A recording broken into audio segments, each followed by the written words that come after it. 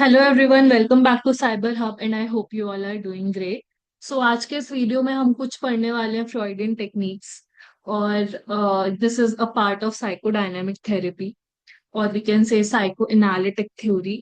तो फ्रॉइड ने ही दिया था, ये तो सबको पता है। एज अ साइकोलॉजी स्टूडेंट हमें रटा दिया जाता है फ्रॉइड ने जो भी इड ईगो सुपर ईगो का कंसेप्ट दिया, या फिर conscious pre conscious and unconscious का जो भी उन्होंने कॉन्सेप्ट दिया था। तो उसी के बेसिस पे कुछ वो भी टेक्निक्स भी हैं जो कि यूज की जाती हैं, और वो टेक्निक्स आज हम पढ़ने वाले हैं। तो पहले ये देखते हैं कि फ्रॉइडन थेरेपीज का कंसेप्ट ये है क्या। तो इसमें क्या होता है, फ्रॉइडन थेरेपी में क्या होता है, जो रिलेशनशिप होती है साइको एनालिस्ट और पेशेंट के बीच में, वो बहुत ज्यादा इंपॉर्टेंट होती है। तो जो क्लाइंट्स होते हैं या फिर जो पेशेंट्स होते हैं, वो एनालिस्ट के पास जाते हैं रिजॉल्व करने के लिए अपने पास्ट को, या फिर to work through a stressful situation from present life. क्योंकि हो सकता है कि जो वो स्ट्रेसफुल सिचुएशन है करंटली लाइफ में, वो स्टेम कर रही है किसी पास्ट इशू की वजह से। तो या तो पास्ट पे वर्क करने के लिए, या फिर कोई प्रेजेंट लाइफ में कोई स्ट्रेसफुल सिचुएशन चल रही है, उससे डील करने के लिए पेशेंट्स एनालिस्ट के पास जाते हैं। तो जो केस था एना ओ का, that marked the turning point in the career of a young Viennese neuropathologist by the name of Sigmund Freud। तो जो मेन केस था जिसकी वजह से ये फ्रॉइड जो थे वो फेमस हुए, या फिर बेसिकली थेरेपी का कंसेप्ट आया, वो केस था एना ओ का। तो she suffered from hysteria. Hysteria में क्या होता है, ये एक ऐसी कंडीशन होती है जिसमें जो पेशेंट होता है वो कुछ फिजिकल सिम्टम्स दिखाता है, जैसे कि पैरालिसिस या फिर कन्वर्जन्स या फिर हैल्यूसिनेशंस या लॉस ऑफ स्पीच। बट कोई फिजिकल कॉज नहीं होता इन सब चीजों का। पैरालिसिस है बट लेकिन ना तो ब्रेन में कोई प्रॉब्लम हुई है, ना फिर कहीं चोट लगी है, तो पैरालिसिस हो गया। हैल्यूसिनेशंस, कुछ किसी भी चीज को लेके कोई हैल्यूसिनेशन है, ऑडिटरी हैल्यूसिनेशन, आवाजें आ रही हैं, या फिर विजुअल हैल्यूसिनेशन, कुछ चीजें दिख रही हैं जो कि एक्चुअल में है ही नहीं। या फिर लॉस ऑफ स्पीच हो गया। लॉस ऑफ स्पीच मतलब विदाउट एनी फिजिकल कंडीशन। और कन्वर्जन क्या होता है, it's like sudden irregular movement of body. तो ये सब हिस्टेरिया के सिम्टम्स होते हैं, and Anna O was suffering from this. उनके जो डॉक्टर थे, एना ओ के जो डॉक्टर थे और जो फ्रॉइड के टीचर थे, Joseph Breuer, he succeeded in treating Anna by helping her to recall forgotten memories of traumatic events. तो जो जोसेफ ब्रूअर थे, जो कि एना ओ के डॉक्टर थे, उन्होंने कैसे सक्सेसफुली ट्रीट किया एना को, उसकी हेल्प करके रिकॉल करने में कुछ ऐसी मेमोरीज पास्ट ट्रॉमेटिक इवेंट्स की जो कि वो भूल गई थी, वो रिकॉल करवा के कैथारसिस वगैरह करवा के he was able to treat Anna successfully. She would not express her anxiety for her illness, but did express it later during psycho analysis. Initially वो अपनी एंग्जाइटी को शो नहीं करती थी अपनी इलनेस को लेके, but she expressed it psycho analysis की प्रोसेस के time. As soon as she had the opportunity to make these unconscious thoughts conscious, her paralysis disappeared। और जैसे ही उसके ये जो थॉट्स थे, अनकॉन्शियस थॉट्स थे, ये कॉन्शियस हुए, उसका जो पैरालिसिस था वो डिसअपियर हो गया। और ब्रूअर ने ये केस अपने फ्रेंड, अपने लाइक अपने स्टूडेंट फ्रॉइड के साथ डिस्कस किए। फिर जो फ्रॉइड ने वो लिखा था studies in hysteria, Freud proposed जो फिजिकल सिम्टम्स होते हैं वो यूजुअली सरफेस मैनिफेस्टेशंस होते हैं डीपली रिप्रेस्ड कॉन्फ्लिक्ट्स के। मतलब हमारे अंदर कुछ अनरिजॉल्व कॉन्फ्लिक्ट्स रह गए, और अब वो कैसे दिखाई दे रहे हैं, वो फिजिकल फॉर्म में दिखाई दे रहा है, फिजिकल सिम्टम्स की फॉर्म में दिखाई दे रहा है। ये बात फ्रॉइड ने अपनी बुक में लिखी, स्टडीज इन हिस्टेरिया में। This theory emerged bit by bit as a result of Freud's clinical investigations, and it led him to propose that there were at least three levels of mind। और ये theory धीरे धीरे मर्ज हुई, और as a result Freud ने मतलब फिर basically उन्होंने बताया कि माइंड के तीन लेवल होते हैं। कौन कौन से लेवल होते हैं वो, अनकॉन्शियस, कॉन्शियस, प्री कॉन्शियस, ठीक है। फ्रॉइड ने एक टोपोग्राफिकल मॉडल भी डेवलप किया माइंड का, जहाँ पे उन्होंने डिस्क्राइब किए फीचर्स माइंड के स्ट्रक्चर के और उसके function, id, ego, super ego की बात हो रही है इधर। Then Freud use the anology of an iceberg to describe 3 levels of mind, ठीक है भाई। सबसे ऊपर कॉन्शियस, जो कि हमें प्रेजेंटली हमारे दिमाग में जो थॉट्स चल रहे हैं। प्री कॉन्शियस, जो कि हम थोड़ा सा फोर्स करेंगे तो हम रिकॉल कर सकते हैं। और अनकॉन्शियस, जो कि हम रिकॉल नहीं कर सकते, जो कि हमें खुद को नहीं पता, वो हो गया unconscious. Then moving on, on the surface is consciousness, which consists of those thoughts that are the focus of our attention now, जो कि मैंने अभी बता दिया। और ये जो है ये टिप है आइसबर्ग का। Pre conscious is the one जो कि हम मेमोरी से रिट्रीव कर सकते हैं। थर्ड और मोस्ट सिग्निफिकेंट इज अनकॉन्शियस, यहाँ पे वो प्रोसेसेस लाई करती हैं जो कि रियल कॉज होती है हमारे बिहेवियर का, मोस्ट ऑफ द बिहेवियर का। अनकॉन्शियस माइंड जो है it act as a repository, या फिर हम बोल सकते हैं cauldron of primitive wishes and impulse kept at bay and mediated by pre conscious area. Sigmund Freud emphasized the importance of the unconscious mind, and a primary assumption of Freudian theory is that unconscious mind governs behavior to a greater degree than people suspect. तो Freud के according क्या था कि जो unconscious mind है वही हमारा behaviour govern करता है। तो बेसिकली गोल क्या था साइको एनालिसिस का? अनकॉन्शियस को कॉन्शियस बनाना। अनकॉन्शियस को conscious banana is the goal of psycho analysis. Freud ने 1923 में एक बेटर स्ट्रक्चरल मॉडल डेवलप किया माइंड का, उसमें क्या क्या इंक्लूडेड था, इड, ईगो और सुपर ईगो। और फ्रॉइड ने इसको साइकिक अपैरेटस का नाम दिया। ये फिजिकल एरियाज नहीं है, ये हाइपोथेटिकल कंसेप्चुअलाइजेशन है इंपॉर्टेंट मेंटल फंक्शन के। ये बेसिकली 3 असेंशियल पार्ट है ह्यूमन पर्सनालिटी के। फ्रॉइड ने बोला कि जो इड है वो अनकॉन्शियस लेवल पे ऑपरेट करता है, और ये प्लेजर प्रिंसिपल पे बेस्ड होता है, मतलब ग्रैटिफिकेशन, इंस्टेंट ग्रैटिफिकेशन, कि अभी ये करना है तो करना है। इड में 2 बायोलॉजिकल इंस्टिंक्ट्स होती हैं या फिर ड्राइव्स होती हैं, जिसको फ्रॉइड ने बोला इरोस और Thanatos. Eros was like life instinct, और Thanatos was about death instinct. Ego जो था, it is that component of personality which deals with reality. तो इट हेल्प्स अस इंश्योर कि जो डिमांड है इड की वो सेटिस्फाई हो रही है, बट लेकिन सोशली एक्सेप्टेबल वेज में। सुपर ईगो वो पार्ट है पर्सनालिटी का जो कि सारे मॉरल्स और स्टैंडर्ड्स को होल्ड करता है, जो कि हम फैमिली, पेरेंट्स या सोसाइटी से गैदर करते हैं। Then Freud's theory of psychosexual development. Freudian theory जो है वो सजेस्ट करती है कि जैसे जैसे बच्चे बड़े होते हैं वो साइकोसेक्सुअल स्टेजेस की एक सीरीज से गो थ्रू करते हैं, और हर एक स्टेज पे जो लिबिडोज प्लेजर होता है, लिबिडोज प्लेजर सीकिंग एनर्जी जो होती है वो फोकस्ड होती है डिफरेंट पार्ट ऑफ बॉडी पे।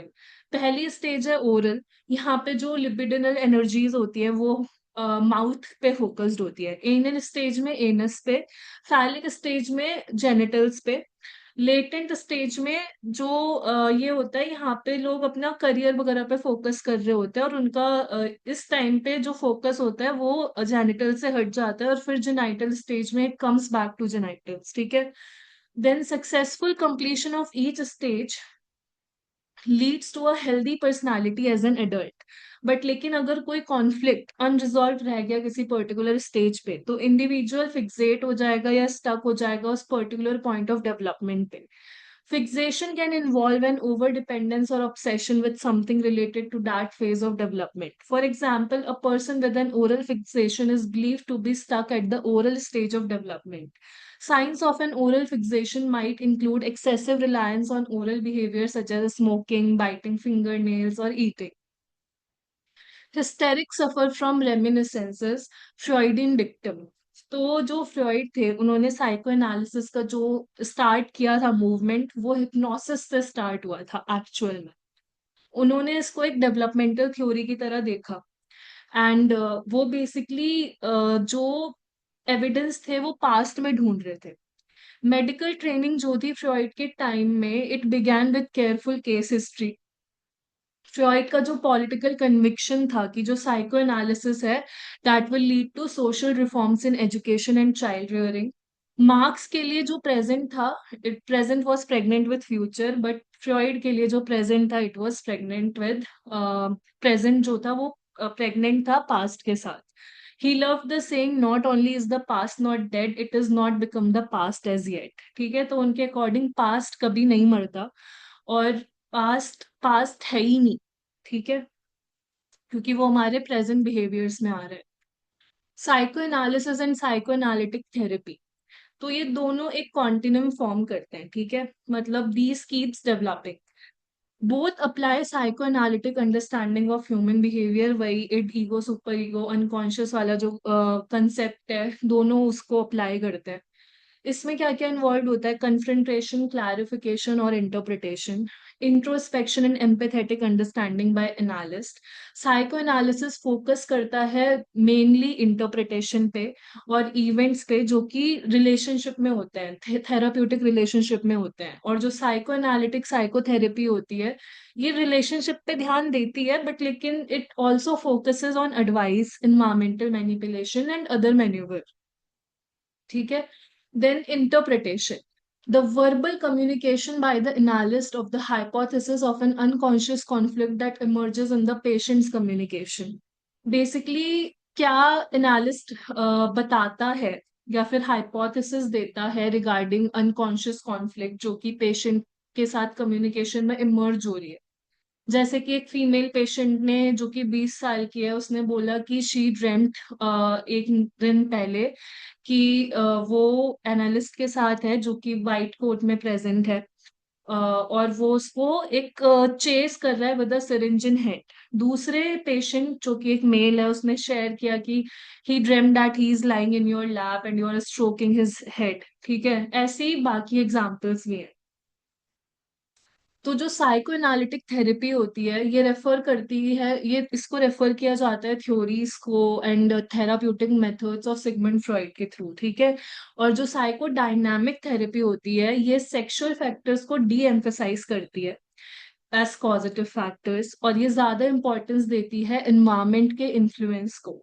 जो फ्रीक्वेंसी ऑफ सेशंस होती है साइको एनालिटिक थेरेपी में वो 3 to 5 पर वीक होती है, और साइको डायनामिक में 1 to 3 पर वीक होती है।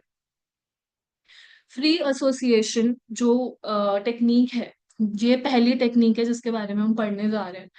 तो free association basically it is directed by 3 kinds of unconscious forces. और कौन कौन से फोर्सेस हैं ये? जो पैथोजेनिक कॉन्फ्लिक्ट है पेशेंट की, मतलब जो भी दिक्कत आ रही है पेशेंट को, जो विश होती है रिकवरी की कि थेरेपिस्ट ठीक कर देगा हमें, और जो विश होती है एनालिस्ट को इम्प्रेस करने की, प्लीज करने की। ठीक है, तो pathogenic conflicts of the patient, wish for recovery at hands of therapist, wish to please the analyst. Free association ये फ्रॉइड ने डेवलप किया था, क्यों? हिप्नोसिस को रिप्लेस करने के लिए।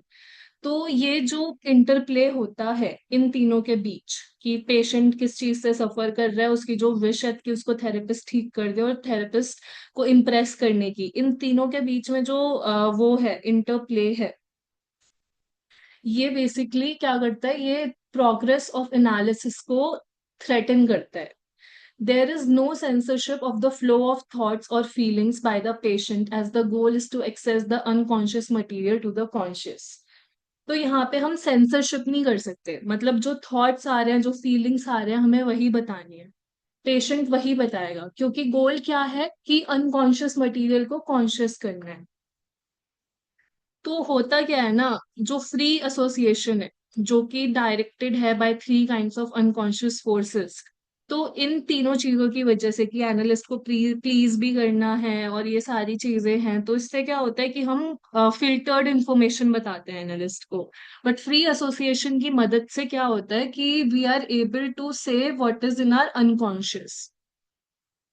फ्री एसोसिएशन इज अ की टूल इन साइको एनालिसिस। जो एनालिस्ट होता है वो पेशेंट से पूछता है, बोलता है कि अपने थॉट शेयर करो, अपनी फीलिंग शेयर करो, या फिर सिलॉजिज्म जो भी माइंड में आ रहा है सब शेयर कर दो। जो चेन ऑफ थॉट है उसको सेंस बनाने की कोई जरूरत नहीं है, उसको रेलेवेंट होने की कोई भी जरूरत नहीं है। एम्बैरेसिंग भी हो सकता है, शेमफुल भी हो सकता है, अनकंफर्टेबल भी हो सकता है। वो पेशेंट को शायद सेंस भी ना बनाए, या फिर एक लॉजिकल वे में हो ही ना, या फिर कोहेरेंट ही ना हो, बट लेकिन सब शेयर करना है। तो जो विश है क्योर की, मतलब जो विश होती है ठीक होने की, हील होने की, वो बेसिकली एक स्टैंप लगा देती है अनरियलिटी पे, upon the analysis, as the patient invest the analyst with omnipotent and omnipresent feelings. ठीक है, क्योंकि अब उसको क्योर होना है, तो फिर जो क्लाइंट है वो एक्चुअल में लाइक वो अनरियलिटी पे एक स्टैंप लगा देता है, बिकॉज और शेयर करता है अपनी ओमनीपोटेंट और ओमनी प्रेजेंट फीलिंग्स को। जो होल प्रोसेस है, it may be characterised by suspension of secondary process thinking and oscillation between former and primary process thinking. ठीक है, तो जो पूरी प्रोसेस है, इसको हम क्या कर सकते हैं, we can characterise that by suspension, मतलब जो सेकेंडरी प्रोसेस थिंकिंग है उसको हमने सस्पेंड कर दिया, और जो ऑसिलेशन था फॉर्मर और प्राइमरी प्रोसेस थिंकिंग के बीच में, मतलब बेसिकली फॉर्मर और जो प्राइमरी, मतलब जो सेकेंडरी प्रोसेस थिंकिंग है और जो प्राइमरी प्रोसेस थिंकिंग है, उसके बीच में ऑसिलेशन हो गया। ठीक है, ऑसिलेशन होने से क्या होता है कि जो क्लाइंट है वो समझ नहीं पाता कि कौन से उसके अनकॉन्शियस थॉट्स हैं, कौन से उसके कॉन्शियस थॉट्स हैं। ठीक है, तो that is the main thing. और फिर अगर हम बात करें कि ये इससे मतलब हेल्प कैसे होती है, मतलब प्राइमरी और सेकेंडरी प्रोसेस थिंकिंग समझना चाहिए पहले तो हमें। तो प्राइमरी प्रोसेस थिंकिंग क्या होती है, जो भी इरेशनल, इमोशनल या ड्रीम लाइक थॉट्स होते हैं हमारे, और जो सेकेंडरी प्रोसेस थिंकिंग होती है कि हम लॉजिक बना के, सेंस बना के, स्ट्रक्चर्ड वे में, रियलिटी के बेसिस पे कुछ बोल रहे हैं, that is secondary process thinking. तो यहाँ पे जो सेकेंडरी प्रोसेस थिंकिंग होती है उसको हमें सस्पेंड करना होता है। और ये कैसे होता है, ऑसिलेट करके सेकेंडरी प्रोसेस थिंकिंग और प्राइमरी प्रोसेस थिंकिंग के बीच में। It may be difficult to extricate the patient from this process, specially for patients with weak ego strength. अब जिनकी ईगो ढंग से डेवलप नहीं है, उन पेशेंट्स के साथ क्या होगा कि वो इस प्रोसेस से बाहर निकलने में काफी टाइम लगाएंगे, उनके लिए डिफिकल्ट होगा। Free association is the expression, as by speaking or writing, of the content of consciousness without censorship as an aid in gaining access to unconscious processes. तो basically it is a type of expression, ठीक है, consciousness के content के लिए। ठीक है, it is like expressing consciousness का जो कंटेंट है वो, बट विदाउट सेंसरिंग इट। ठीक है, so that we can understand unconscious processes. ये जो टेक्निक होती है इसको हम साइको एनालिसिस में यूज करते हैं। ये सिगमंड फ्रॉइड ने डेवलप की थी। ओरिजिनली वो हिप्नोटिक मेथड पे काम कर रहे थे, तब ये डिवाइस की गई थी। Freud described it as such. The importance of free association is that the patients spoke for themselves. Rather than repeating the ideas of the analyst, they work through their own material rather than parroting another's suggestion. तो Freud के according जो free association है उसकी importance ये है कि जो patients हैं वो अपने लिए बोलते हैं, खुद के लिए, ना कि वो एनालिस्ट का आइडिया को रिपीट नहीं कर रहे होते। वो अपने खुद के कंटेंट, अपने खुद के मटेरियल से डील करते हैं, ना कि दूसरों के सजेशन को प्रमोट कर रहे होते हैं या फिर पैरटिंग कर रहे होते हैं, मतलब वही रिपीट कर रहे होते हैं। ओरिजिन कैसे हुआ था, तो 18th सेंचुरी में, हम फ्री एसोसिएशन के ओरिजिन की बात कर रहे हैं, 18th सेंचुरी से ये स्टार्ट हुआ था। ठीक है, मेस्मर्स एनिमल मैग्नेटिज्म से।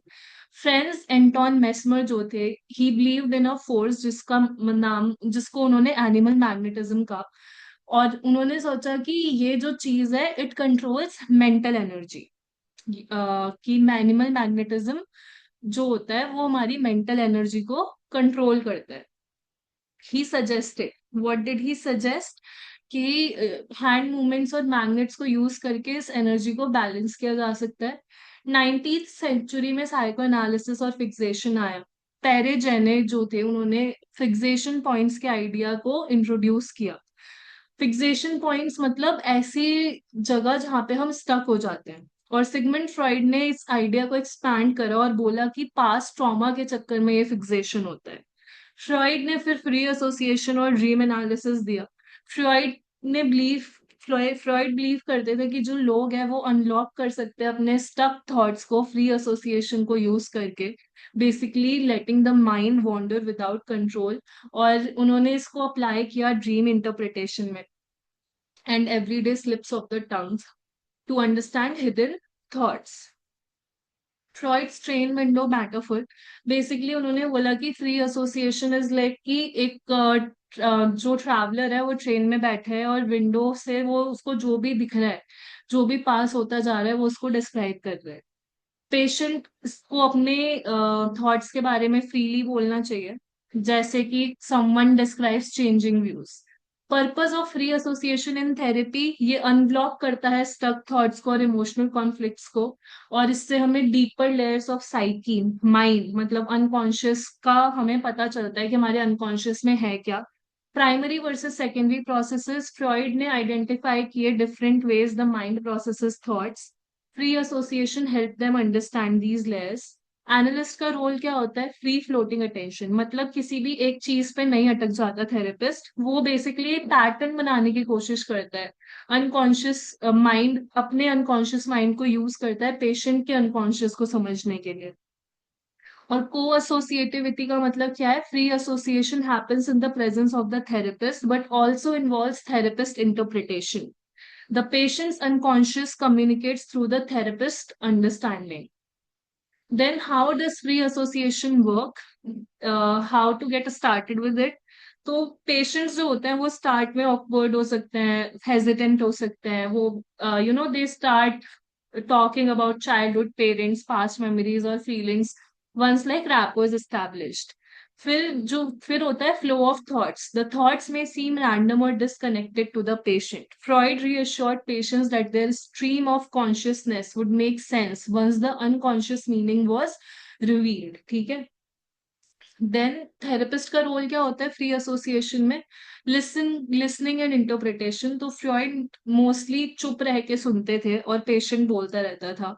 वो बाद में कंटेंट को एनालाइज करते थे पैटर्न समझने के लिए, सिंबल समझने के लिए, रिप्रेस्ड इमोशन समझने के लिए।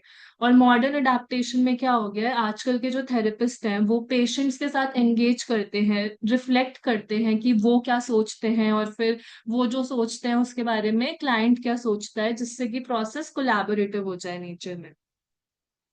Then the process of a free association session.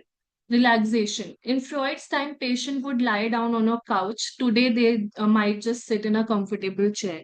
Encouragement to speak freely. The therapist instructs the patient to talk about anything without worrying about logic, embarrassment, or coherence. Then guiding questions if needed, like the therapist may prompt the patient with questions to encourage deeper exploration.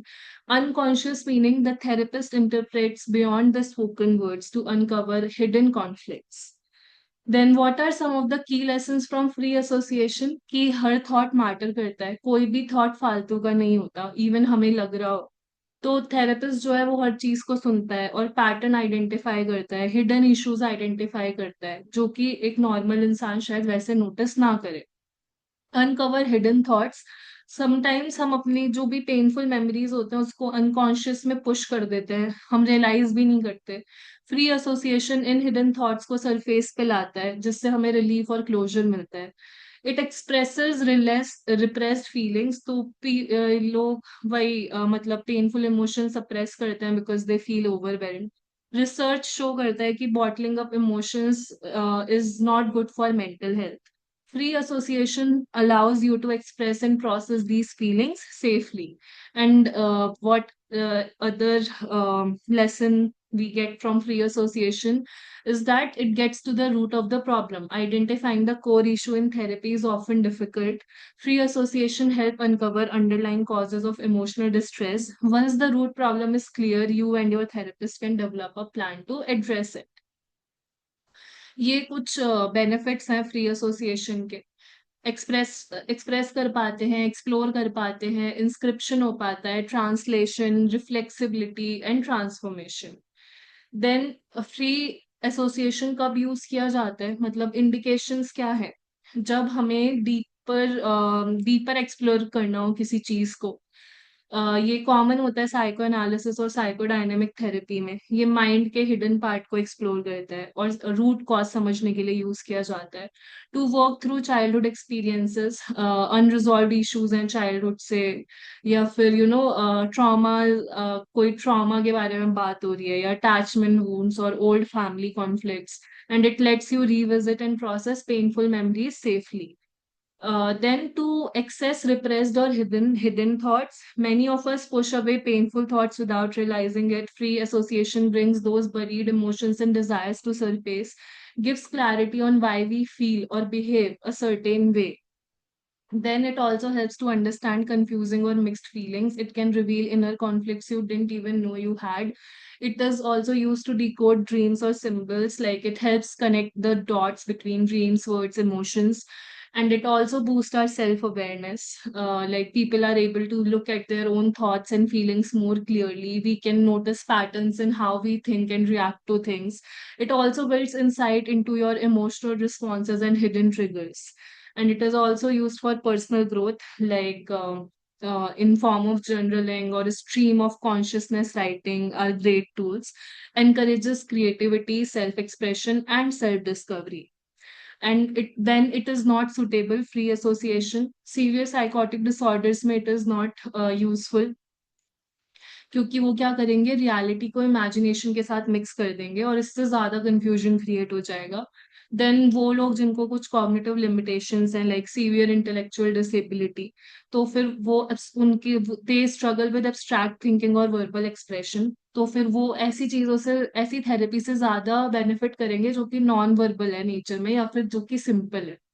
Active addiction और substance use, तो जो substance abuse होता है ये हमारे judgement और self awareness को impact करता है, तो थेरेपी में पहले स्टेबलाइजेशन नीडेड होता है फ्री एसोसिएशन यूज करने से पहले, in cases of substance use.